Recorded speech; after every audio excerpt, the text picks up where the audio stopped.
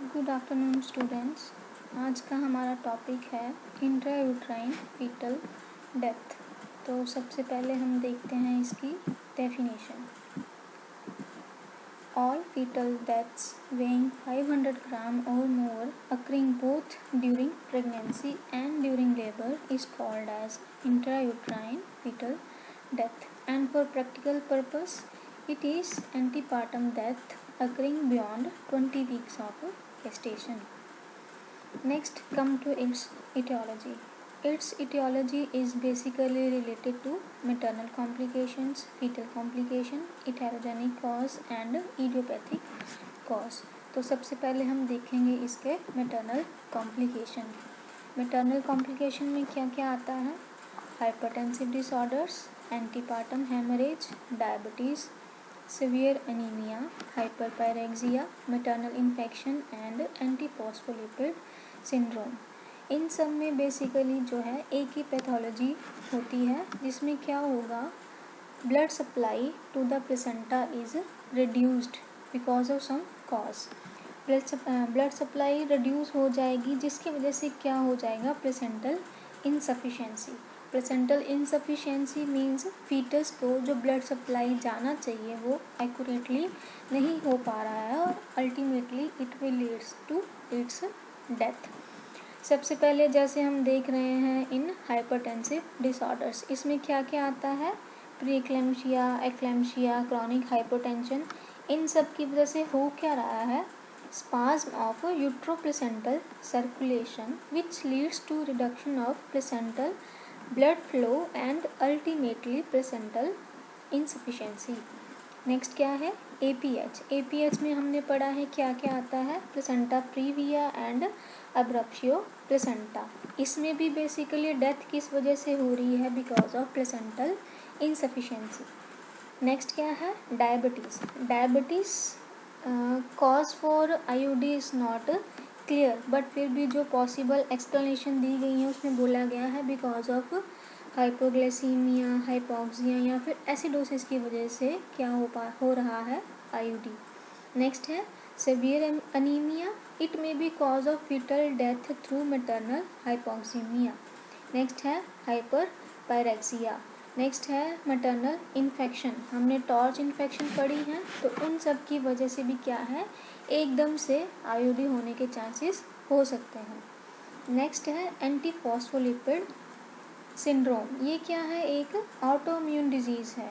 ये बेसिकली करती क्या है, ये ब्लड वेसल्स लाइक आर्टरीज और वेन्स के अंदर क्या बना देती है, clots.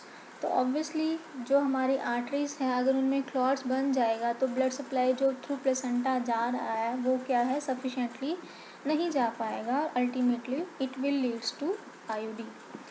So next come to fetal complication. इसमें सबसे इम्पॉर्टेंट क्या है, fetal chromosomal abnormalities and its malformation. ये अराउंड 25 to 35% कॉज है फीटल डेथ का।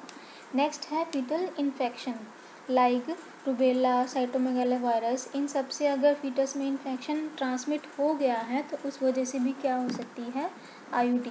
नेक्स्ट है RH इनकम्पैटिबिलिटी। इसमें क्या होगा, एक्सेसिव हीमोलाइसिस। एक्सेसिव हीमोलाइसिस की वजह से क्या होगा, फीटल डेथ। नेक्स्ट आ जाते हैं हमारे इटेरोजेनिक कॉज। इटेरोजेनिक मीन्स जो कि हमने एक्सटर्नली खुद से किए हैं टू एग्जामिन और टू इन्वेस्टिगेट। इसमें क्या आता है, external versions and others. External version means to change the position या फिर लाई और presentation of the fetus externally by rotating externally. Like हमारे पास लेटर मंथ्स में कोई पेशेंट आया है विद ट्रांसवर्स लाई या फिर शोल्डर प्रेजेंटेशन, हमने उसको क्या करना चाहा, एक्सटर्नली रोटेट करके उसकी प्रेजेंटेशन को किस में कन्वर्ट करना चाहा, इन सिफेलिक प्रेजेंटेशन।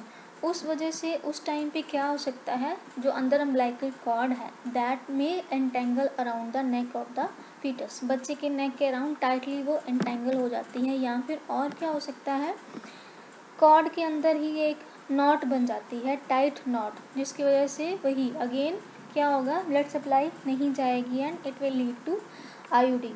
अदर्स में क्या आता है, पोस्टर्म प्रेगनेंसी हो गई है या फिर कुछ ड्रग्स हैं या फिर प्लेसेंटा में ही इन्फेक्शन हो गया है, तो उस वजह से भी क्या है आईयूडी होने के चांसेस बढ़ जाते हैं। लास्ट है इडियोपैथिक, मीन्स 25 to 30% कॉज जो है वो क्या है इसका अननोन है। नेक्स्ट हम चलते हैं इसके डायग्नोसिस पे। तो जो सिम्टम, एक ही सिम्टम बेसिकली पेशेंट हमारे पास लेके आएगा, क्या, absence of fetal movements. Patient आएगा, हमें वो एक ही हिस्ट्री देगा, जी मुझे कुछ दिनों से फीटस की जो मूवमेंट है वो फेल्ट नहीं हो रही है, जो कि पहले उसे नोटिस हो रही थी। ये उसका हो गया क्या, एक सिम्टम। नेक्स्ट हम साइंस जो हम खुद देखेंगे। सबसे पहले यहाँ पे क्या बताया गया है, retrogression of positive breast changes. अगर आईयूडी जो हुआ है अभी उसको हुए 1 या 2 दिन ही हुए हैं, तो हमें ब्रेस्ट में कुछ खास चेंजेस दिखाई नहीं देंगे। बट अगर उसको हुए 1 वीक या 2 वीक्स हो गए हैं, तो ट्राइमेस्टर वाइज जो ब्रेस्ट में चेंजेस होने चाहिए वो हमें वहाँ पे दिखाई नहीं देंगे। नेक्स्ट आ गया पर एब्डोमेन। पर एब्डोमेनली हम क्या देखेंगे, सबसे पहले उसकी फंडल हाइट। तो अकॉर्डिंग टू वीक्स उसकी जितनी फंडल हाइट होनी चाहिए वो हमें उतनी नहीं मिल रही है। There is gradual retrogression of fundal height. उसके बाद है डिमिनिश्ड यूट्राइन टोन। हमारे एब्डोमेन की ड्यूरिंग प्रेगनेंसी क्या है, टोन रहता है, लेकिन इन केस ऑफ आईयूडी ये क्या हो जाएगा, फ्लैसिड हो जाएगा, उसमें हमें कुछ भी टोन मिलेगी नहीं। नेक्स्ट है fetal movements are not felt. जब हम उसकी लेटरल ग्रिप्स करेंगे तो हमें फीटल मूवमेंट जो है वो फेल्ट नहीं होगा। उसके बाद हम क्या करेंगे, अस्कल्टेट करके उसकी एफएचएस सुनने की कोशिश करेंगे फॉर एटलीस्ट 10 मिनट्स। ऐसा नहीं है 1 मिनट के लिए चेक किया हमें नहीं मिली तो हम बोल देंगे कि जी एफएचएस एब्सेंट है। नो, फॉर एटलीस्ट 10 मिनट्स हमें पहले एफएचएस ढूंढनी है, फेल्ट करनी है। अगर नहीं मिल रहा है तो हम उसको 100% डायग्नोस नहीं कर देंगे, हम उसको प्रोविजनली बोल देंगे कि इट मे बी आईयूडी। उसको फर्दर कंफर्म करने के लिए हम उसको किसके लिए भेज देंगे, for further investigation like UST. और एक हमें साइन क्या मिल सकता है, egg shell cracking feel of fetal head.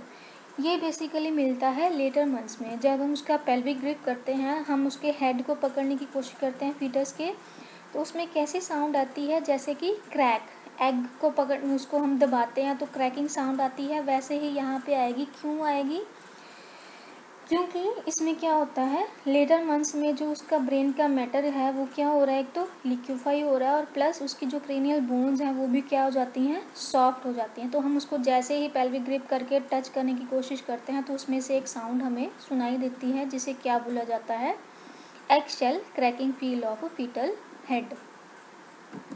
Next हम जाएंगे इन्वेस्टिगेशंस में। इन्वेस्टिगेशंस पे सबसे ज़्यादा इम्पॉर्टेंट आजकल जो है वो हमें पता है, दैट इज़ यूएसजी। यूएसजी में हमें क्या देखना है, lack of fetal movements and या फिर cardiac activity during a period of at least 10 minutes.